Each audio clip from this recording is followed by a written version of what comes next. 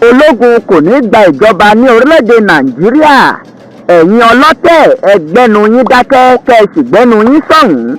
Iléeṣẹ́ ọmọ ológun ní orílẹ̀-èdè Nàìjíríà òun ló sọ bẹ́ẹ̀. Ikọ̀ ọmọ ogun orílẹ̀-èdè Nàìjíríà ti fi dá àwọn ọmọ bíbí àti olùgbé orílẹ̀-èdè náà lójú pé ìjọba ológun kò ní wáyé ní orílẹ̀-èdè Nàìjíríà. Ọmọ ogun sọ èyí lásìkò tó ń takò ìròyìn kan tó ń jà ròyìn lórí ayélujára bí àwọn kan ṣe ń ké sí àwọn ọkọ̀ ọmọ ogun ní orílẹ̀-èdè yìí wípé kí wọ́n wá gba ìjọba lọ́wọ́ aṣíwájú Bọla Ahmed Tinubu ní tipátipá.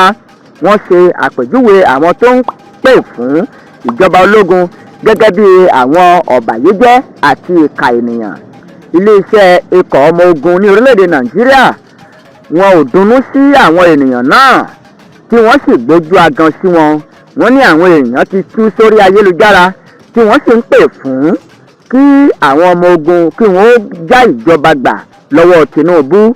Nínú àtẹ̀jáde kan tí ọ̀gágun Túkọ̀ Gùzùà tó gbé jáde ni wọ́n ti ṣe àìdùnnú wọn hàn sí gbogbo àwọn aráàlú. A rí wípé ní gbogbo ìgbà ni àwọn ọmọ ogun wá wà ní àlàáfíà tí a sì ń tọ́jú wọn bó ṣe tó àti bó ṣe yẹ. Àmọ́ o kò dára tó bí àwọn ọ̀bàyéjẹ́ àti àwọn kọ̀lọ̀rọ̀ sí àdúgbò kan bí wọ́n ṣe ń pè fún ìjọba ológun tí wọ́n sì ń kọ ìwé lóríṣiríṣi àti oríṣiríṣi fídíò lórí ayélujára sí iléeṣẹ́ ọmọ ológun wípé kí wọ́n já ìjọba gbà lọ́wọ́ Tinubu.